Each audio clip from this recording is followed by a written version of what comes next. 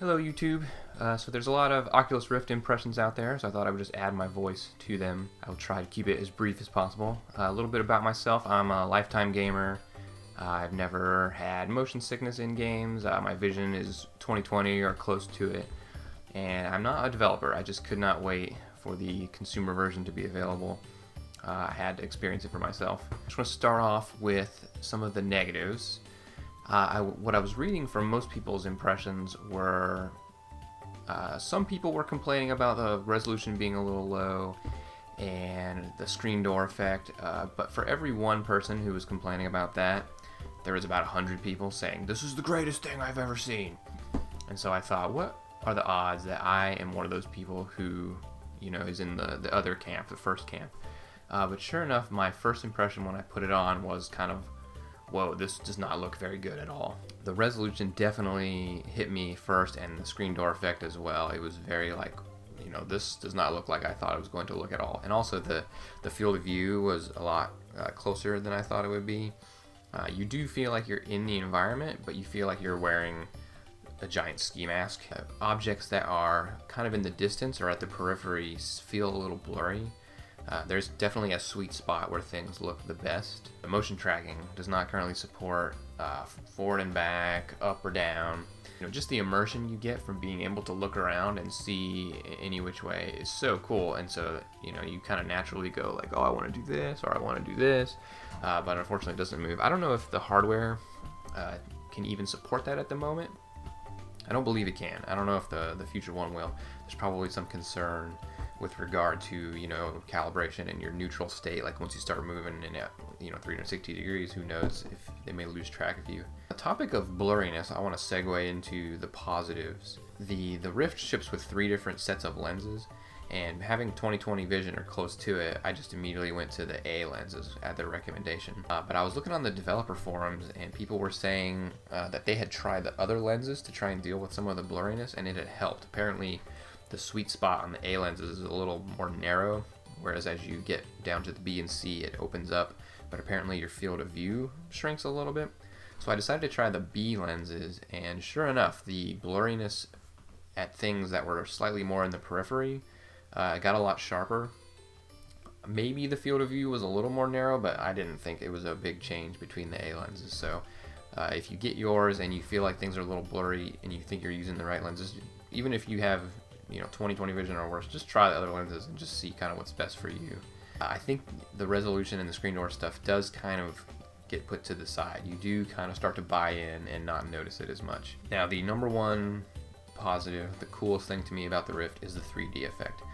I've never thought 3D in movies was immersive at all, even modern movies. I always thought the 3D effect, it didn't look right, it was blurry, it made my head hurt. I just thought it was stupid. I didn't get the point. But the 3D effect in the Rift is really incredible. Half-Life 2, I thought, has a lot of great moments in it to experience that 3D. Just to recall a few of them. The little floating cameras when you arrive in City 17 that take your picture, that are like float up to you, snap a picture. That was one of my first mind-blowing moments of like, I kind of wanted to do this because it was way up in my face.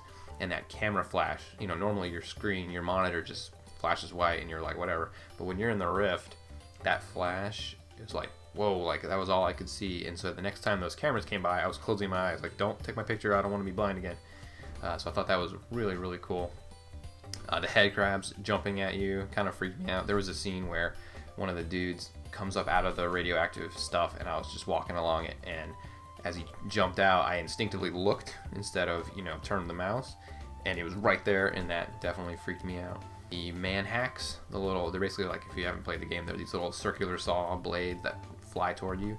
When I first played Half-Life 2, I thought they were the most annoying enemy in the game, but with the Rift, they're the coolest. The way they look coming close to you is so incredible, and just having that crowbar and it's almost like a carnival game of like whack-a-mole, like hitting them, is so cool. I just was so impressed by that. Just to touch on the motion sickness, I've never had motion sickness playing games, and the developers recommend that you kind of ease yourself into it, kind of find your Oculus Rift legs, I think, as they call it. And I definitely agree with that recommendation. I used it the first day for about 15 minutes. I didn't really feel like anything was wrong, but I still put it down And over the next hour or two, I definitely felt my head swimming a little bit. Not quite full-on nausea. I just felt kind of like, okay, something is not right here.